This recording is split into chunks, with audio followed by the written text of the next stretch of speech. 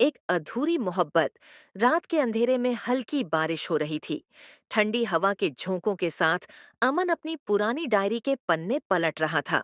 अचानक उसकी नजर एक पीले पड़े हुए पन्ने पर पड़ी, जिस पर बड़े प्यार से लिखा था, सिया।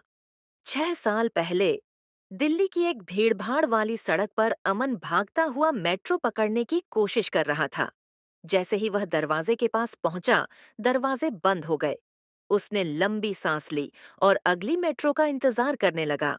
तभी उसकी नजर एक लड़की पर पड़ी, जो सफेद सलवार सूट में हल्की मुस्कान ली खड़ी थी। बड़ी बड़ी आंखें, खुली जुल्फें और मासूमियत से भरा चेहरा। अमन बस उसे देखता ही रह गया। अगली मेट्रो आई और संयोग से दोनों एक ही डिब्बे में चढ़ गए। भीड़ ज्यादा थी और अमन को धक्का लगते ही वह सीधे उसी लड़की से टकरा गया। सॉरी, अमन ने घबराते हुए कहा। लड़की मुस्कुराई। कोई बात नहीं, लेकिन अगली बार संभल कर। उस दिन के बाद कई बार उनकी मुलाकातें मेट्रो में होती रहीं। धीरे धीरे उनकी दोस्ती गहरी हो गई।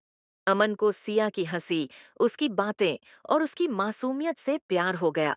लेकिन उसने कभी उसे यह कहने की हिम्मत नहीं जुटाई। एक दिन सर्दियों की एक शाम, अमन ने सिया को इंडिया गेट पर मिलने बुलाया। ठंडी हवा में वह बेहद खूबसूरत लग रही थी। अमन ने कांपते हुए हाथों से एक गुलाब निकाला और कहा, सिया, मैं तुमसे। सिया ने उसकी बात काटते हुए कहा, अमन, मैं कल लंदन जा रही हूँ। मेरी शादी तय हो गई है। अमन का दिल धक से रह गया। उसने जोर से मुस्कुराने की कोशिश की, पर उसकी आंखें छलक उठीं। तुम खुश हो? उसने सिर्फ इतना ही पूछा। सिया की आंखों में भी नमी थी, पर उसने मुस्कुराकर कहा, हाँ।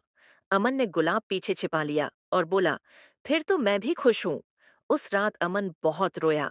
वह जानता था कि उसने अपनी जिंदगी की सबसे खूबसूरत चीज खो दी थी। आज, 6 साल बाद, वह उसी डायरी के पन्ने पलट रहा था, जहां उसने पहली बार सिया के लिए कुछ लिखा था। उसकी आंखों से एक आंसू गिरा और उसी पुराने पन्ने पर बिखर गया।